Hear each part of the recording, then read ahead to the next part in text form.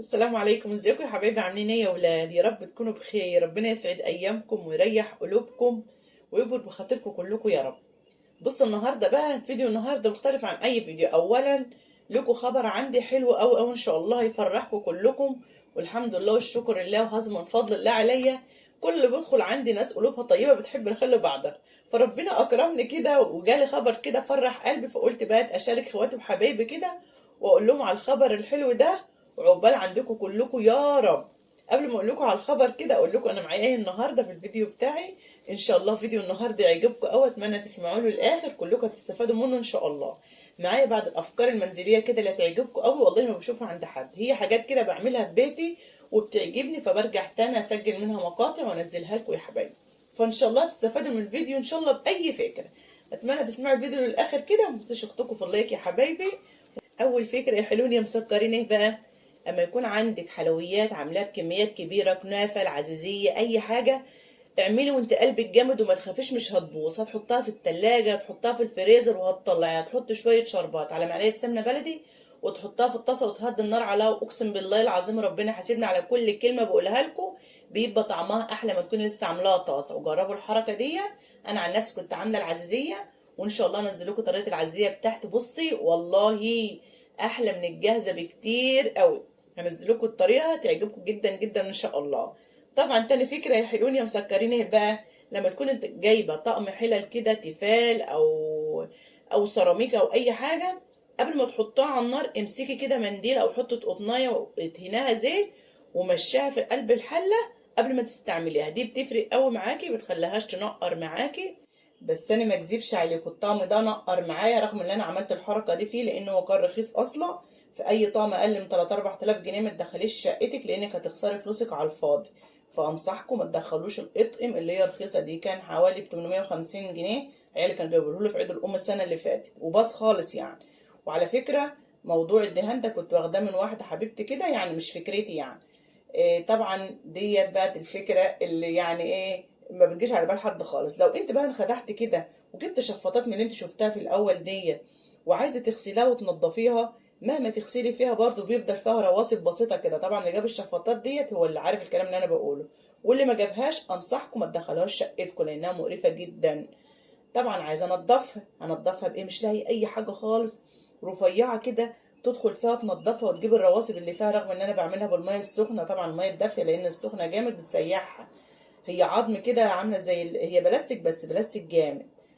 فعايزه انضفها، فجاي في بالي ايه؟ البتاعه بتاعت الملازم بتاعت عيالنا دي اللي بتبقى ماسكه الزنبال اللي بيبقى ماسك الورق ده. جبته كده وفردته كده وعجبني قوي، لقيتني بدخلها بكل سهوله بتنضف لي الشفاطه وتخليها نظيفه جدا جدا. الشفاطات عجبت العيال عشان عليهم وزه وعليهم اشكال كده بتفرحهم، فجبتها لهم. فلقيت فيها رواسب مش عارفه انضفها خالص، رغم ان انا بعمل فيها خل وبحط فيها ميه دافيه وبعمل فيها البدع، ما بتنضفش ابدا. لحد ما جيت بالي الفكره ديت انضفك ازاي، ادخل ايه جواكي؟ مفيش. فجبت البتاعه دي ودخلتها وما شاء الله شايفين دخلت بكل سهوله وطلعت من الجنب التاني. وقعدت ابرم بقى وانضف لحد ما نضفت خالص. كنت فرحانه قوي يا ولاد، والله كنت حاسه ان انا اخترعت الذره. فالحاجه بتبقى مغلبه الانسان كده ويلاقي اي حاجه باب نور كده تحل لك المشكله، بتحس انك فرحانه وعملت انجاز. انا حسيت ان انا عملت انجاز ساعه ما نضفت الشفاطات دي. وانصحكم اوعوا تدخلوها البيت. طبعا في الاخر كده بتعقموها بشويه خل وتسيب الخل جواها علشان تنضف خالص وتبقى سوبر لوكس. الفكرة اللي بعد كده طبعا هتوفر علينا فلوس كتير قوي. كلنا طبعا بيبقى عندنا شماعات الفوط يحطنا في الحمام، يحطنا قدام الحمام. وطبعا المعدن بتاعها بيبقى استانلس كده ضعيف. في ناس بتجيب طبعا استانلس قوي بيعيش عندها فترة طويلة. انا الاستانلس بتاعي كان ضعيف فاتكسر. فرجعت عملتها ايه بقى؟ جبت يد مقشه مكسوره عندي. كل ما يبقى عندك يد مقشه ما ترميهاش، والله تستعمليها في يوم من الايام زي ما انا ما استعملتها كده. حطها على جنب وهيجي لها يوم بتجيبيها وتقيسيها على قد الحته بتاعتك بالظبط، على قد الفواطه بتاعتك بتاعت الفوط. وتقوم ماسكاها بقى بمنشار بسكينه باي حاجه وتساوي وتقطعي. وبعد كده بقى دي تيجي على الحرف كده وتعملي حتت صغيره كده بحيث بس تدخل في الايه، في الخرمين بتوع الشيالات بتوع الشماعه.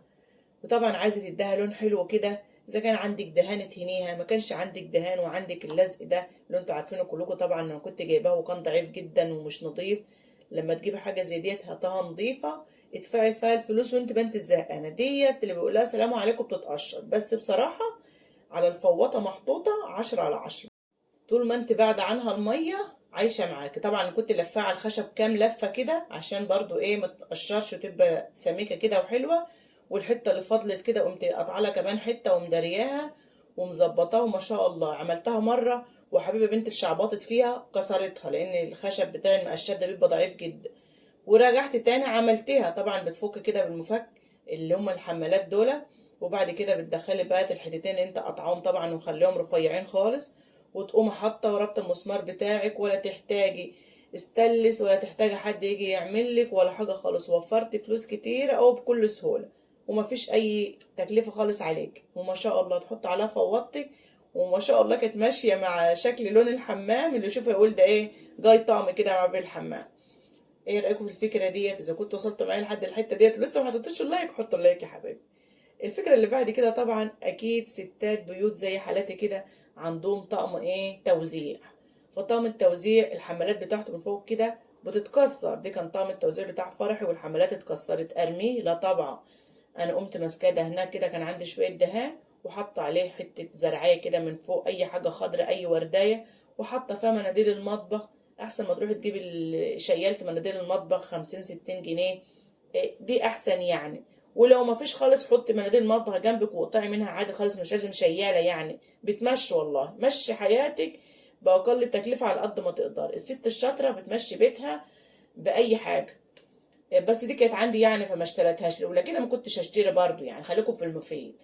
علي امي الله يمسها بالخير، ام البنات حبلة للممات. فاي ام عندها بنات فبتستخسر الحاجه في نفسها وبتشيلها البنات.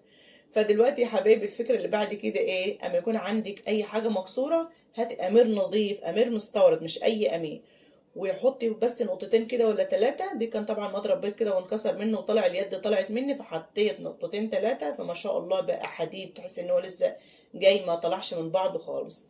دي الفكره اللي بعد كده. لسه ما حطش لايك يا جماعه، حط اللايك. انا حبيت اوري الفكره دي للبنات المبتدئه، للستات اللي بيجيش على بالها الحاجات ديت وتلاقيها ترمي الحاجه كده وتقول لك خلاص انكسرت. بتبقى حاجات بسيطه جدا وتصلحي بيها الحاجه وتخليها 10/10.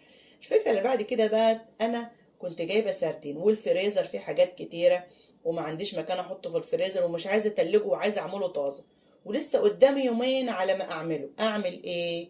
شوفي بقى. اول حاجه قمت حاطه عليه، مطلعه عليه، حط عليه كيس كده من فوق، وحط عليه برطمان مربى، وحط عليه جوافة كده. يوم الحاجات بدأت تفك قمت حايشة الحاجات وراجعة كده، حط عليه كيس لبن من فوق وسايباه كمان يوم. وهتشوفوه دلوقتي تحس ان هو لسه جايباه دلوقتي من عند الراجل بتاع السردين. لان لو حطيتيه في الفريزر بيتهرى معاكي، لو حطيتيه في التلاجة ممكن يبوظ معاكي. فدي احلى فكرة لما تكوني جايبة سردين وعايزة تقعديه 3 ايام، قعديه بالطريقة دي. حطي كيس وفوق حاجة متلجة، ولما تلاقي الحاجة بدأت تفك ارجعي تاني شيليها وحط حاجة من فوق خالص كده. لو انت عندك كيس لبن عايزة تفكيه، عندك حتة حاجة متلجة عايزة تحطيها. وما شاء الله شايفين السردين عامل ازاي؟ والله قعدت 3 ايام بالطريقة دي يا جماعة. ايه رأيكم في الفكرة دي؟ ولا تسهي ان الفريزر بتاعك مليان ولا حاجة خالص. اعملي كده وشكرا على كده. وكده الفيديو بتاعنا خلص. انا اتكلمت معاكم ولاد ما تفكوش على الخبر الحلو، والله نسيت، والله العظيم نسيت. ما تزعلوش والله، كان قصدي ومركزه اللي انا اقوله تاني دقيقه ولا تالت دقيقه وانا بتكلم معاكم، بس والله قعدت ادخل في فكره ورا فكره كده فنسيت خالص. حتى جبت لكم المقطع ده كده عشان اقول لكم على الخبر الحلو. كنت عامله الفيديو على 8 دقايق بس. بصوا بقى يا جماعه، الحمد لله والشكر لله وهذا من فضل الله عليا، القناه بتاعتي اتفعلت. فانا المفروض اصلا كنت قلت اول الفيديو ان القناه اتفعلت علشان الناس اللي بتكتب تعليق وتسمع دقيقه ولا دقيقتين وتمشي، اقول لهم يا جماعه القناه اتفعلت يعني شوفوا لي الاعلانات علشان ربنا يكرمني كده وال10 دولار يخلصوا وايه واطلع البنكود. فدي من الخيبه بتاعتي اللي انا نسيت. بس النسيان ده مش بايدي يا حبايبي، دعواتكم وخلاص، قدر الله ما شاء فعل. المهم اللي وصل معايا لحد المقطع ده يكتب لي كده ويقول لي الف مبروك ان قناتك اتفعلت يا ام شيماء، عقبال الجميع يا رب، ربنا يفرح قلوبكم كلكم. وعايزاكم تقفوا جنبي وتسمعوا الاعلانات وما تتخطوش اي اعلان، تسمعوا الفيديوهات كامله مكمله عشان ال10 دولار يطلعوا كده، يطلعوا ايه، عشان ال10 دولار يخلصوا كده والبنكود يطلع، وربنا يفرحنا كلنا ويكبر بخاطرنا كلنا، وكلنا وبضل من قنواتنا وتعبنا كله ما يروحش على الفاضي. بس خلي عندكم امل كده وتفائلوا بالخير، وان شاء الله ربنا يكرمكم بالخير. طبعا دي تورتيه كده ممتازه في الصيف، هسيبها لكم في اول تعليق مثبت ترجعوا لها تعجبكم قوي كتغيير تعملوها لضيوفك وكده. الفيديو خلص يا حبايبي، دمتم في رعايه الله وامنه، والسلام عليكم.